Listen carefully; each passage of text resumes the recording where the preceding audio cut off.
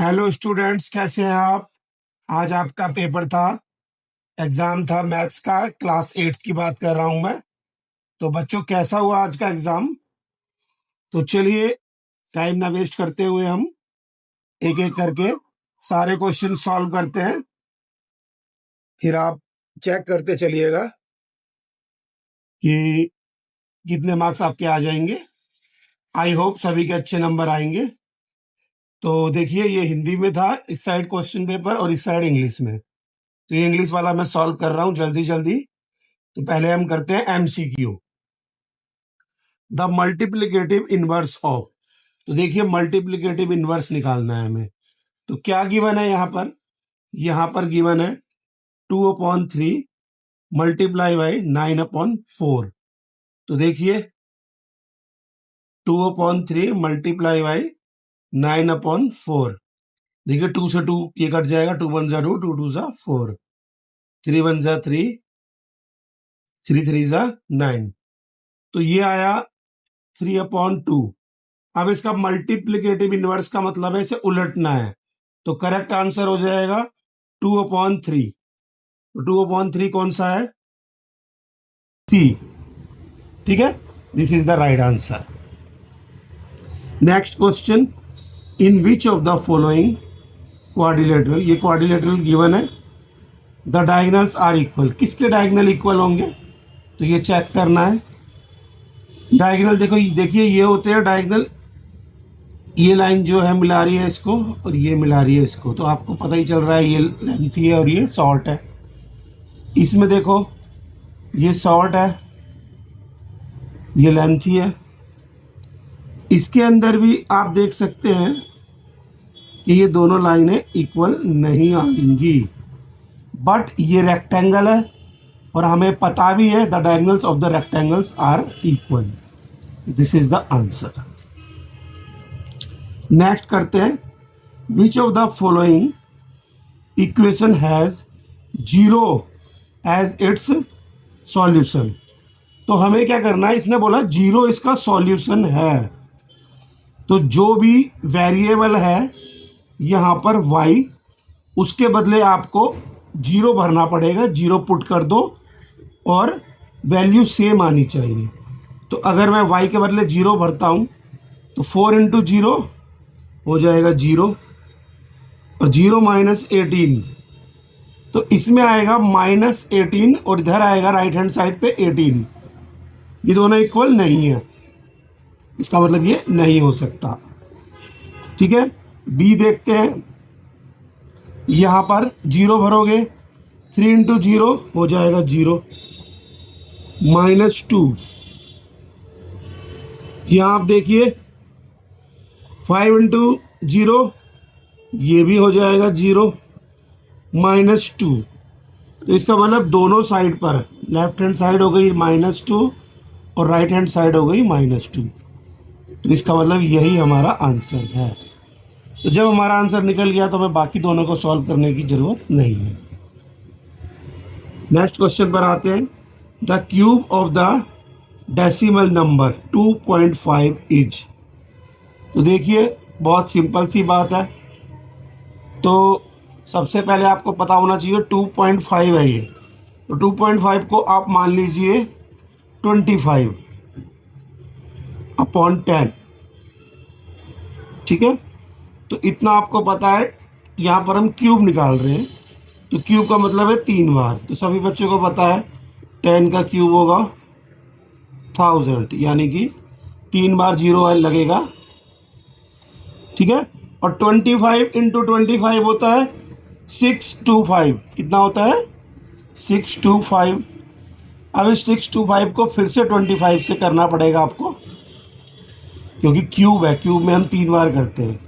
5 5 जा 25, 5 2 जा 10, 10 + 2 ये हो गया 12, 1, और 5 6 जा 30, 30 + 1 31, और इसे आप डबल कर दो 625, तो 25 का हो जाएगा डबल 50, क्योंकि 2 से कर रहा हूँ, और 6 2 जा 12।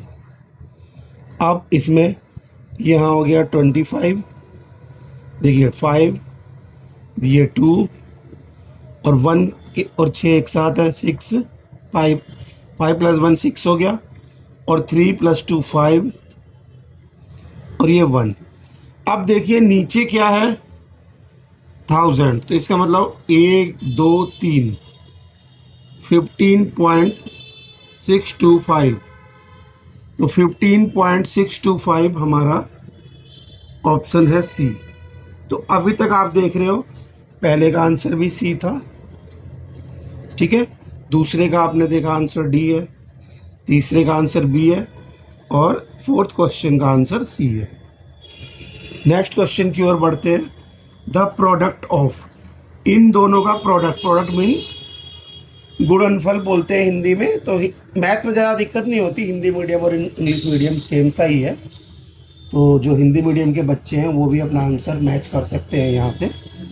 तो देखिए द प्रोडक्ट ऑफ, इन दोनों को जब मल्टीप्लाई करेंगे तो देखो 4 कट जाएगा ये 2 से, 2 2 4, तो नीचे 2 रहने वाला है, नीचे 2 इसमें भी है, इसमें भी है, इसमें भी है, यानी ये आपके रेस से बाहर हो गया। अब 3 बचे, साथ में ये ध्यान रखेंगे ये -3 है, ये भी रहेगा, ये भी लिस्ट से बाहर हो गया।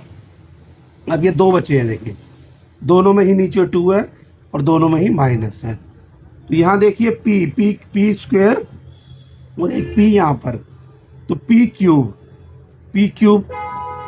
इसके अंदर भी है और पी क्यूब इसके अंदर भी है, तो ये दोनों हो सकते हैं।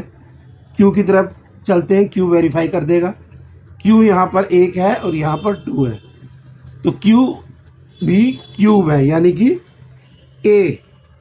ए इसका आंसर है।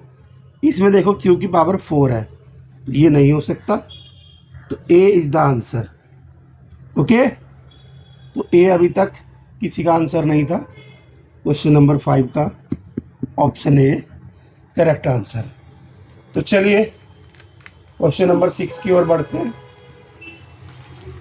यहाँ पर देखिए एरिया पूछा गया है, व्हाट इज द एरिया, यानी कि एरिया क्या है भाई, किस चीज़ का एरिया है। फिगर कैसी है टेबल टॉप देखने में, इस फिगर को हम रोम्बस बोलते हैं, पैरेललोग्राम नहीं है, ये रोम्बस है, रेक्टेंगल भी नहीं है, स्क्वायर भी नहीं है। तो रोम्बस का एरिया का फॉर्मूला जिस बच्चे को आता है वो जल्दी से इसे कर देगा। देखिए सम ऑफ पैरेलल साइड्स, ये 4 मीटर है, ये 4.4 मीटर है। तो यहाँ पर आपको क्या करना था, जो पैरेलल साइड है उनका सम लेना है, उनको उनके बीच की डिस्टेंस से मल्टीप्लाई करने के बाद 2 से डिवाइड कर देते हैं, ये इसका फॉर्मूला है। तो देखिए 4 + 4.4 ब्रैकेट में लिखेंगे, मल्टीप्लाई बाय 2.5, तो 4 और 4 जब इसको ऐड करोगे, 4 के अंदर 4 ऐड हो जाएगा, 8.4 हो जाएगा, और इसे मल्टीप्लाई करना है आपको 2.5 से, और हाँ इस सारे के अपॉन में रहेगा 2, ठीक है, 2.5 से मल्टीप्लाई करना है, सारे के अपॉन में 2। तो मैं वैसे पहले ही काट देता हूँ, 2 2 4 = 8, 2 2 = 4, मल्टीप्लाई बाय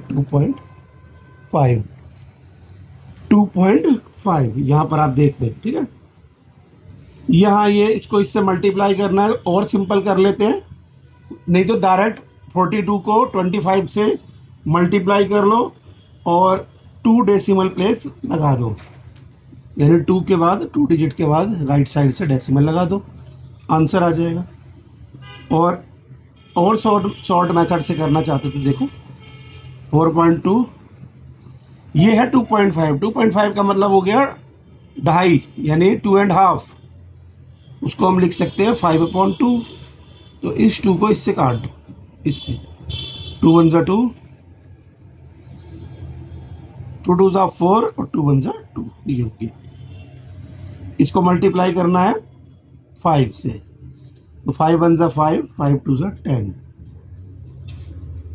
10.5 स्क्वायर मीटर, क्योंकि मीटर में था तो मीटर स्क्वायर होगा। ये इसका आंसर। तो देखिए कौन सा आंसर हुआ इसका। तो चलिए ऑप्शन की ओर देखते हैं। Option C is the right answer. Okay, चलिए अगले क्वेश्चन की ओर बढ़ते हैं। X and Y inverse property, ये प्रॉपर्टी मैं आपको बता चुका था। एक होती है डायरेक्ट प्रॉपर्टी और इनवर्स। तो व्हाट इसमें बताना है, व्हेन द वैल्यू ऑफ, यहाँ पर ए की वैल्यू बतानी है क्या होगी। एक्स और वाई कैसी है, इनवर्स है। ये 15 है, ये 12 है, और ये ए है और ये 9 है। ये एक डायरेक्ट और एक इनवर्स प्रॉपर्टी। इनवर्स में एक प्रोडक्ट घटता है तो दूसरा बढ़ता है। ठीक है, जैसे भाई बनाना है, एक 2 दर्जन बनाना की कीमत मान लो 40 रुपये है, तो 4 दर्जन की 80 होगी। तो बनाना के नंबर के साथ साथ उसकी कीमत भी बढ़ रही है, ये डायरेक्ट है। और नंबर घटेंगे तो कीमत भी घटेगी। तो ये एग्जांपल डायरेक्ट का है। हम इनवर्स की बात कर सकते हैं टाइम और स्पीड के केस में।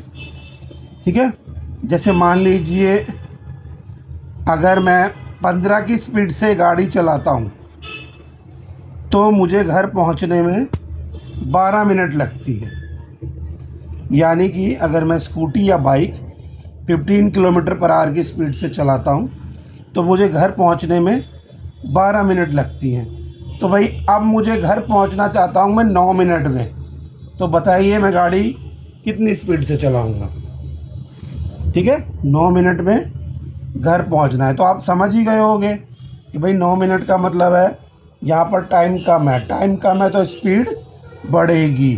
तो इसका क्या है हमारे पास फॉर्मूला, ये ध्यान रखना है, इन दोनों का जो प्रोडक्ट है वही प्रोडक्ट इन दोनों का होना चाहिए। तो 15 × 12 इज इक्वल टू A × 9। ठीक है, तो यहाँ पर 9 को इधर भेज देंगे, इनके नीचे देखिए 3 से कट जाएगा, 3 4 जा और 3 3 जा, फिर से दोबारा कट जाएगा 3 5 जा। तो 4 और 5, 4 5 जा, आंसर आ गया 20।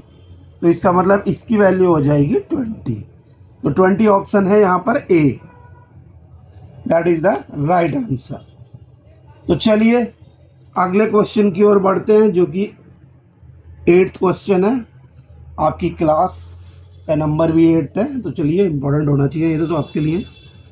फैक्टर बनाना था, तो फैक्टर ये आपको सिखा दिया था मिड टर्म स्प्लिट करके कैसे फैक्टर बनाते हैं।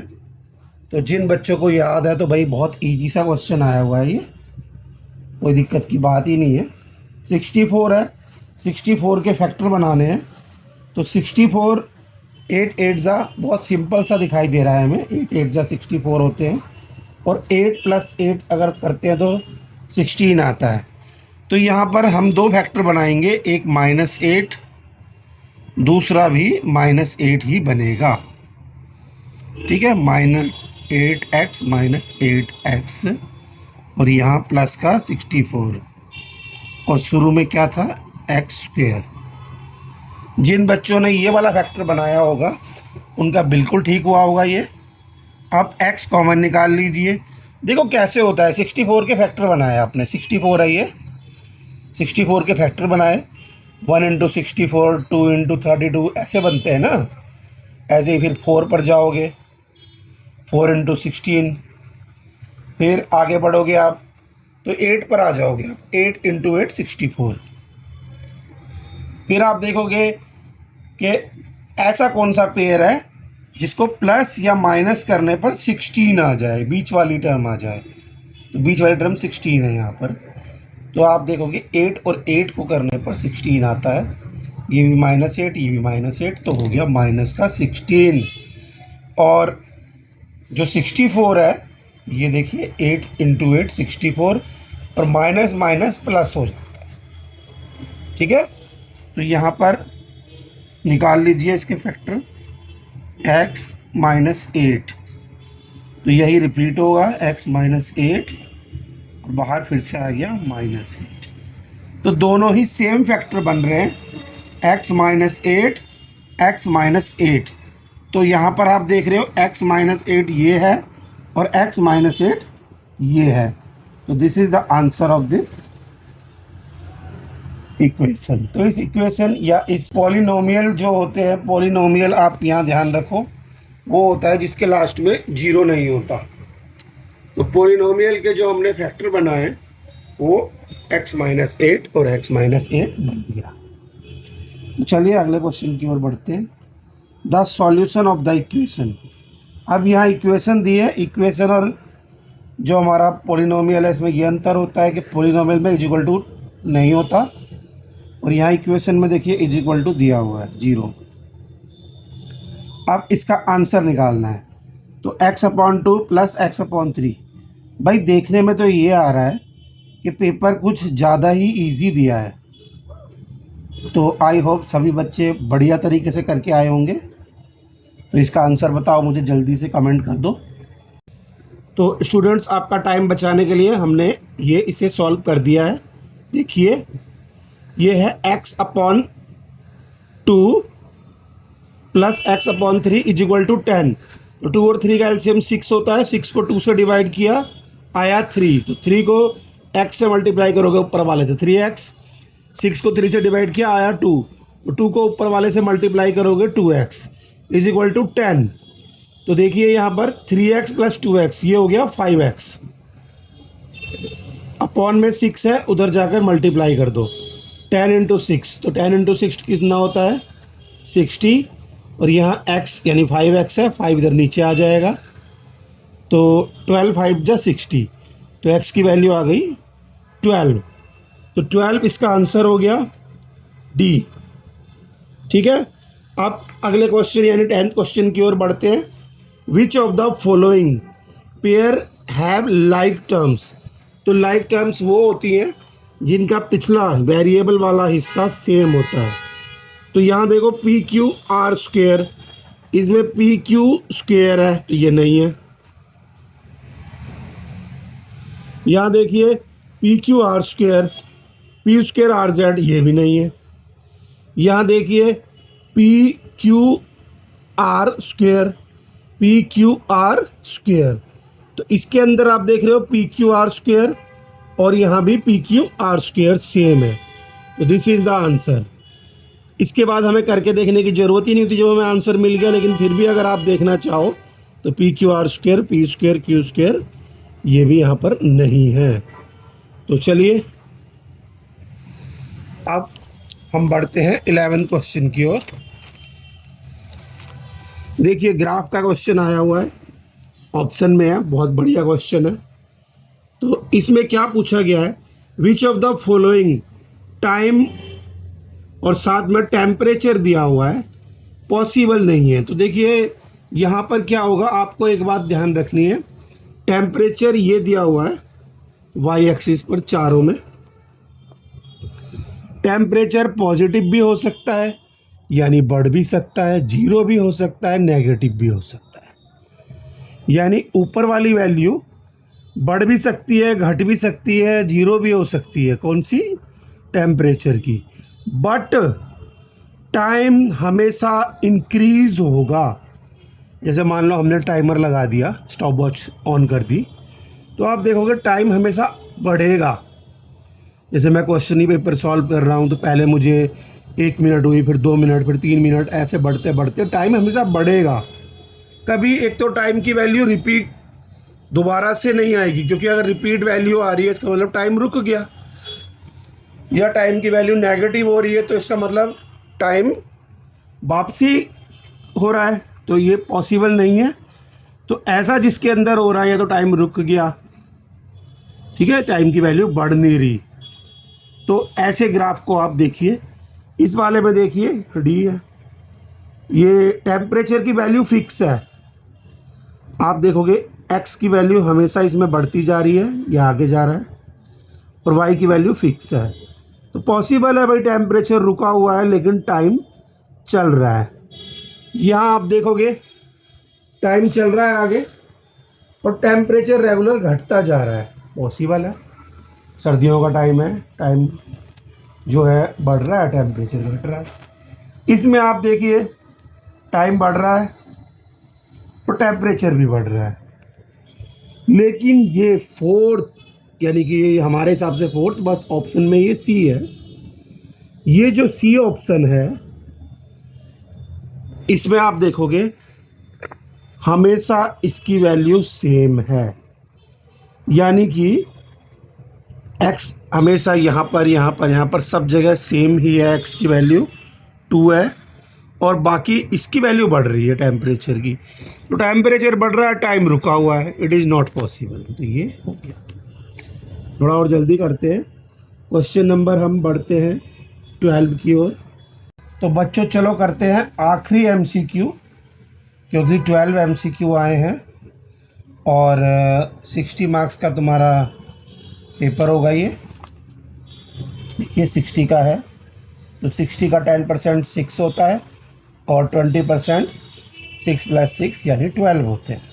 तो 20% MCQ का जो एग्रीगेट रखा हुआ है बोर्ड ने, CBSE ने, उसके हिसाब से 12 MCQ आपको दिए गए हैं। तो इसमें पूछा है the surface area of A cube with a side of 5। देखिए साइड इंटू साइड ये होता है साइड क्यूब का वॉल्यूम। लेकिन यहाँ पर तुम्हें फॉर्मूले याद होने चाहिए थे, ठीक है। क्यूब की बात हो रही है, क्यूब सब बच्चों को पता है, क्यूब और क्यूबॉइड हमने अच्छी तरीके से कराया था। तो ये वाला फॉर्मूला है वॉल्यूम का, लेकिन वॉल्यूम यहाँ पर नहीं पूछा, इसने पूछा है सरफेस एरिया, ठीक है। सरफेस एरिया क्यूब का क्या होता है, 6 फेजेस होते हैं और साइड इंटू साइड यानी साइड स्क्वायर, ये होता है surface area of a cube. तो बुक में इसको ऐसे भी लिखा है 6L²। तो 6 × 5 × 5, तो आप इसे कर दो 6 × 5 = 30 और 30 × 5 = तो देखोगे 3 × 5 = 15 और एक 0 यानी 150 स्क्वायर मीटर। तो this is the answer D. तो अभी हमने सेक्शन ए पूरा सॉल्व कर लिया है। 12 में से आपको पता चल गया होगा कि कितने मार्क्स आपके आए हैं, और क्योंकि वीडियो लंबी होती जा रही है तो इसका मैं सेकंड पार्ट बना रहा हूँ। तब तक आप अपने मार्क्स काउंट कीजिए कितने बने 12 में से, और फिर अगला पार्ट मैं जस्ट अभी थोड़ी ही देर में डालने वाला हूँ। तो चलिए बच्चों जल्दी जल्दी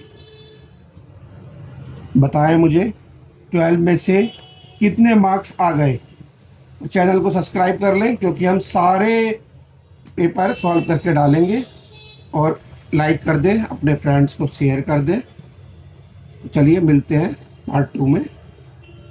ओके, सभी बच्चों को ढेरों शुभकामनाएं, बेस्ट ऑफ लक।